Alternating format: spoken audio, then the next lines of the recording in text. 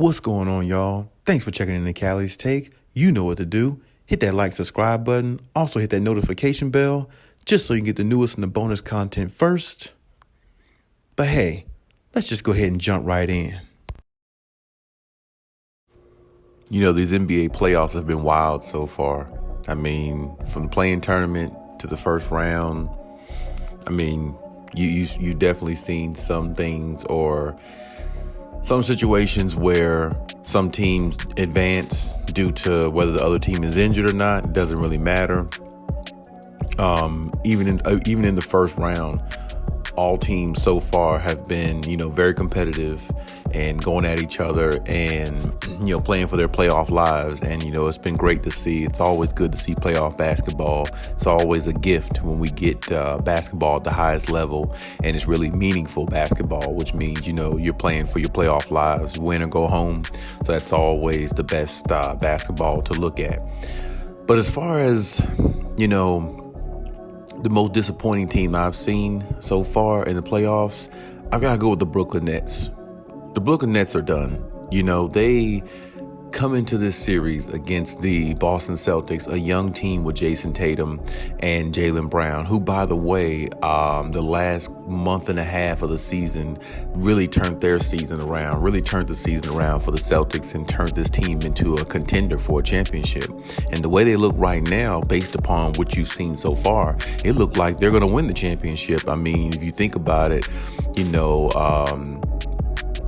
the Warriors on the West, they're good. The Suns are good. They got good teams over there. But right now, it looks like in the Eastern Conference, the Celtics are a team to beat. And the way they're playing with so much confidence and the defense they play with, it looks like really not.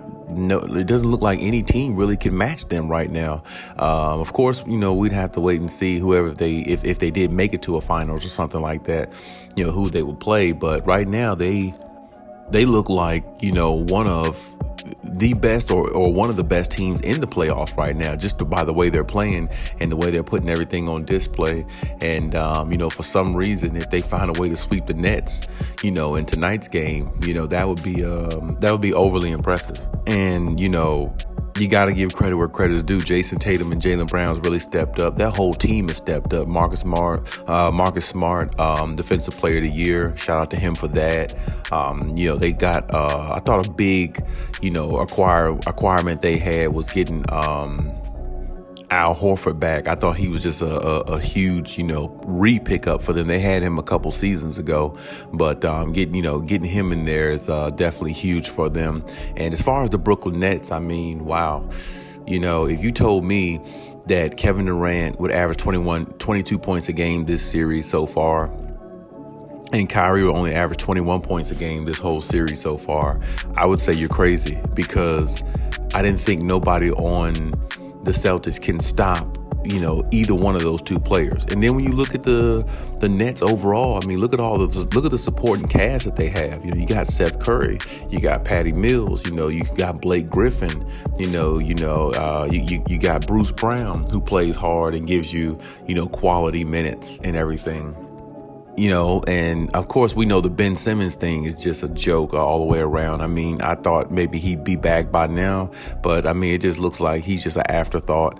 And I think he's really letting a lot of his fans down based upon, him not playing and not being relevant and things like that, and all these issues coming up, which it went from, him having, issues, mental health issues, to now having back issues, and he hasn't even played in so long. I don't even know where his back injury came from, but this is what I'm saying. It's just too much antics and too much, BS with him so far. So, I mean, they definitely can't count on him. But overall, I mean, I'm really shocked that, the Nets are down 0-3. You have arguably the best player on the planet, especially when in Skip Bayless' eyes, when he says that Kevin Durant's the best player on the planet. And if you got the best player on the planet, you can't go out like this. I mean, if anything, the Nets got to at least win tonight's game. You can't get swept in a series against two young guys who figured it out halfway through the season when their season was tanking. Their season was going nowhere. I'd say 3 months ago,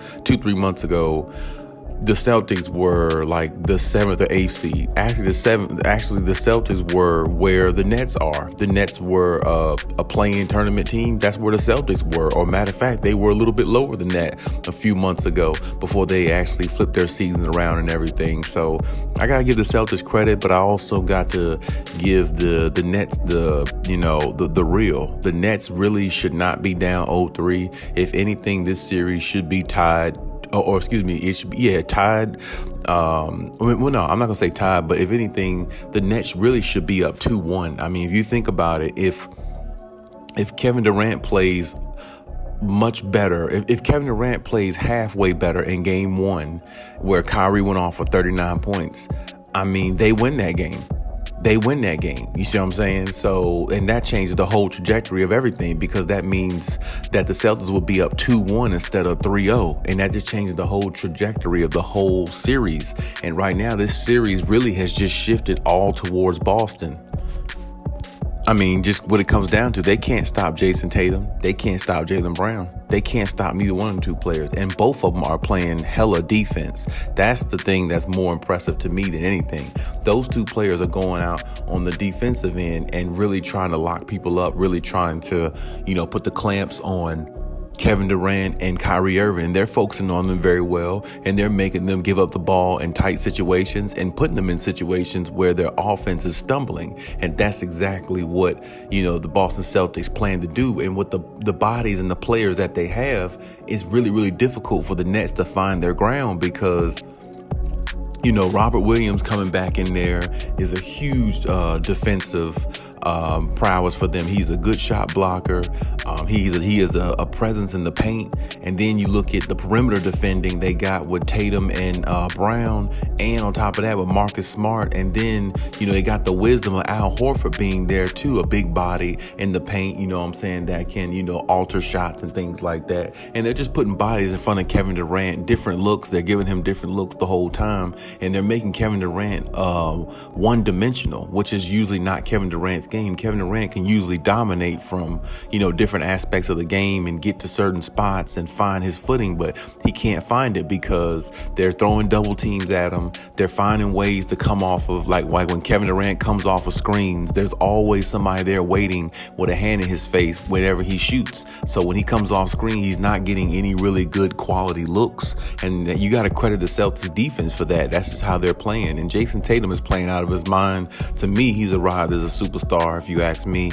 I think the first game he had 31-4. The game after that, I think he did have only like 19, 20 points or something like that. But this last game, 39-5, that's overly impressive, especially getting a victory and doing it over arguably the best player in the league. A lot of people say Kevin Durant's the best player in the league. Well, honestly, Jason Tatum is making that story seem a little bit fraud at this point, because Jason Tatum is putting everybody on notice he might be the best player in the league currently as we're going. So it's really been crazy to watch this series, and to see the Nets down 0-3 is just not even right, and I guarantee you, not only it shocked everybody, but at the same time, it's like, if the Nets can't find a way to get a one win against a young Boston team, or not a young Boston team, or a Boston team who has ascended and been playing very well, but even still,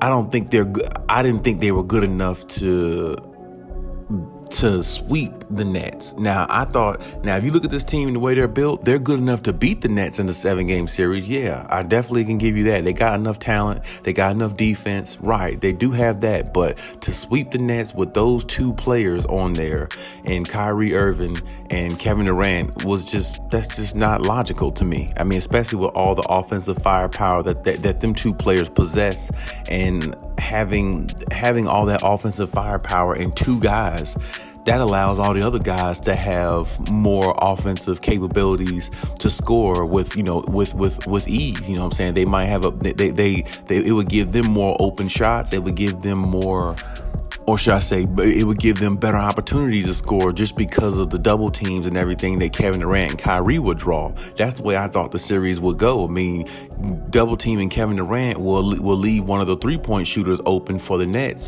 which I thought the Nets would actually capitalize on a lot of those type of situations. But the Celtics have somehow came out with the defensive mindset of neutralizing Kevin Durant and Kyrie Irving and allowing the others just to, beat them, basically. And what I mean by that is, if you find a way to neutralize a superstar, you can, if the team beats you, if the role players beat you by knocking down all their shots, you live with that because you did your job by going out there neutralizing their 2 best players, which puts pressure on the role players to score more points. And that's not their job. Their job is to play a role. The superstar's job is to fulfill everything the team needs in regards to helping them win. And that's not been the case for the Nets because Kyrie and Kevin Durant really can't catch their footing.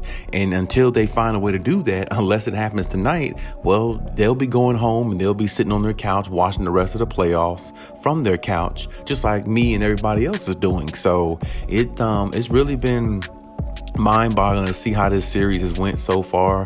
Definitely the surprise of the playoffs to me, because really it's no excuses for Brooklyn. This is the year they're supposed to come out and win it. Last year was a bust.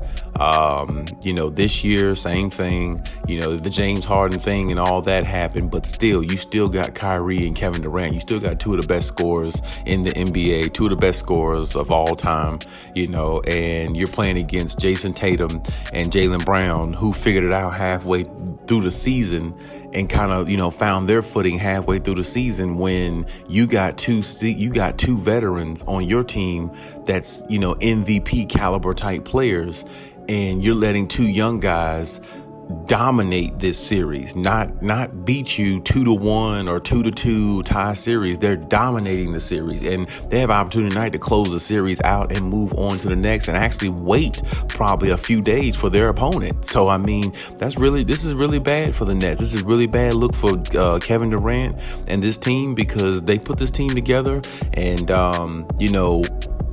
putting this team together, everybody just claimed them to be a championship team with Harden and everything. Even without Harden, when Harden got traded or whatever, a lot of people still looked at them as a championship caliber team once they got healthy, and everybody, figured out their niche and everything, along with Ben Simmons and all this other stuff. But now the Ben Simmons thing blew up in everybody's face because Ben Simmons is not playing. He was supposed to play tonight's game, but what really doesn't matter. I mean, he doesn't really have no rhythm. He hasn't played in a while. And, he's still laboring a back injury, I think, and mental health and all these other problems with him. The list goes on with him. So, it's just, basically a waste of time having him really at this point. I mean, if he's not going to help them, and I don't think he is, because I think he's definitely ruled out for, tonight's game against the Celtics. But it's definitely been a very disappointing outing for the Nets, and the Celtics have just capitalized on it. You got to give the Celtics credit. They're doing what they're supposed to do, I mean, I can even remember earlier this season, they were talking about breakup, Jason Tatum and Jaylen Brown, break that duo up and make a trade, or trade one of the players, or trade both of them. They were actually, talking about things like that earlier this season, about, trading one or both of those players because the operation wasn't working. And then this team just turned it around completely, I say about a month and a half, 2 months ago, and turned into arguably the best team in the league.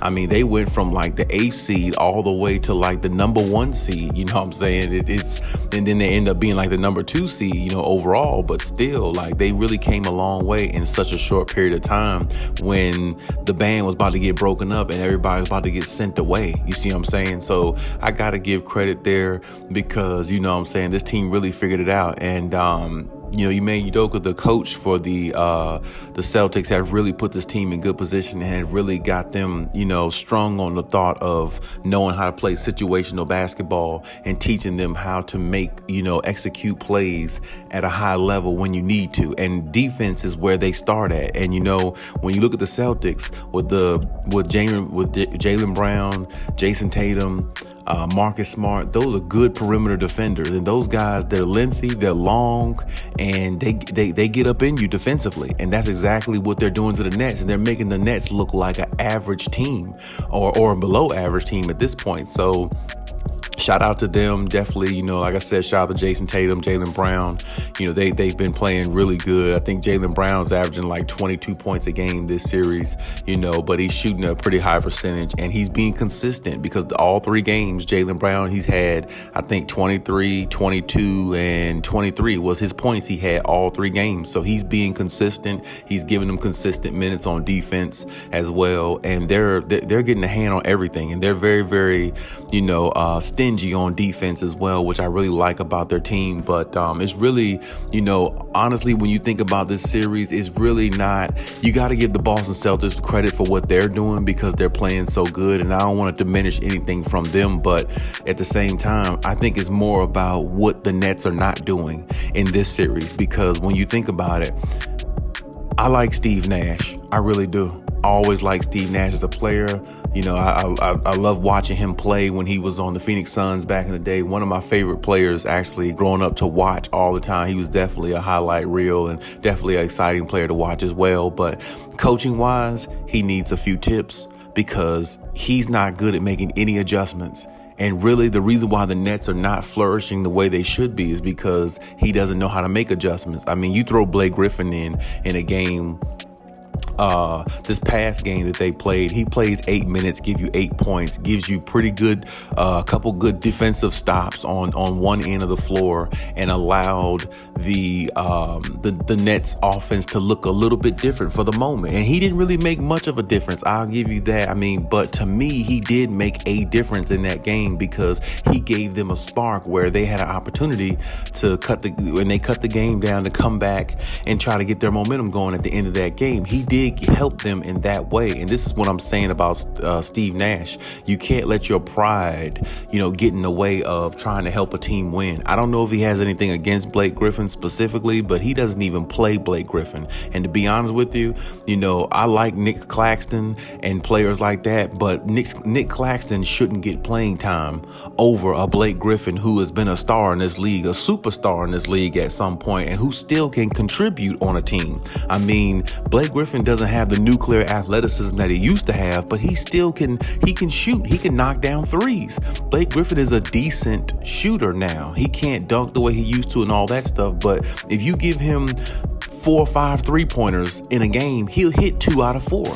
He'll hit 2 or 3 out of 5. You know what I'm saying? He can do that. You know what I'm saying? So he's another body on the floor who can help you and who is going to fight and try to, give the team energy. That's his job now, to give this team energy and a spark off the bench. So Steve Nash has got to kind of pull the trigger and pull out all the stops, because your team is down 0-3 and your 2 superstars are really not getting it done. So they need more help, whether it's an extra rebound here or there, whether it's an extra possession here or there, whether it's a player knocking down an extra 3 here or there, whatever the case may be, they need more help. And you have to learn how to make adjustments. And if you don't know how to make adjustments on the fly, your team will get beat. And that's the reason why the Nets are losing to me, because the Celtics coach is out coaching Steve Nash, which Steve Nash has no experience, and he's not that good of a coach, at least as of yet, which is the reason why maybe Kyrie said they ain't need a coach, because Steve Nash can't coach, and he sees that Steve Nash doesn't have the IQ to be a head coach just yet.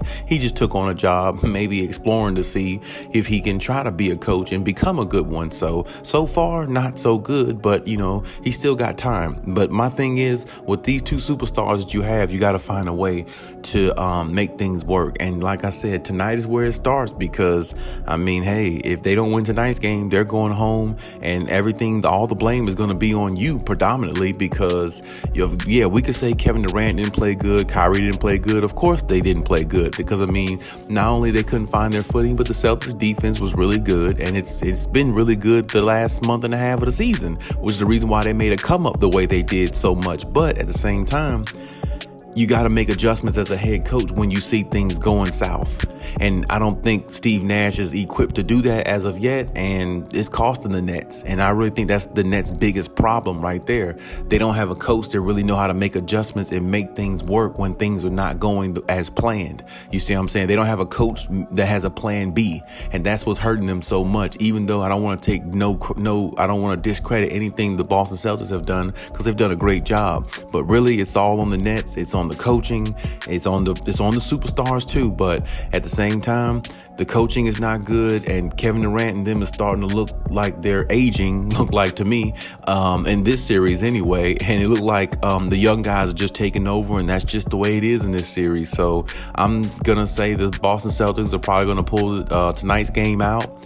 I wouldn't be surprised, I guess, if the Nets won, but I mean, like I said, at this point, I really think the series is over. I think they're cooked, and I think they just need to maybe try to, figure out what they could do in the offseason to better this team, because right now I just don't see them going far. But we'll see how tonight ends up. Like I said, if I had to pick if I'm gonna go either team who will win, I probably would just go with Boston, because I mean, like I said, they're just on a roll right now. You know what I'm saying? But hopefully, like I said, the Nets find a way to not get swept and find a way to keep their composure and play within their means, and let it all hang out. You know what I'm saying? Like, put Blake Griffin in there, put other guys off the bench in there. It can't hurt at this point. You're down 0-3. Throw the whole roster on the floor, as far as I'm concerned. Do whatever you have to do to win, because it doesn't look good getting swept in a 7-game series with two of the best players of all time on one team. It doesn't look good at all. So, we'll see what happens, but definitely disappointing by the Nets, and definitely, definitely praiseworthy for the Boston Celtics and what they've accomplished, or not gonna say what they accomplished, but, how they've come so far throughout the season, when I'd say mid-season, it was a bust season for them. I mean, I thought they were tanking nowhere. They were going nowhere but down. Then all of a sudden they found a way to resurrect their season and, get this far, and now look like a championship contending team. So shout out to them. Hey, and even shout out to the Nets, for making this a somewhat of an interesting series. Not as interesting as we thought, but definitely a series that we won't forget no time soon. But hey, that's my take on everything. Leave any comments in the comment section as always. And hey, Khaliis out.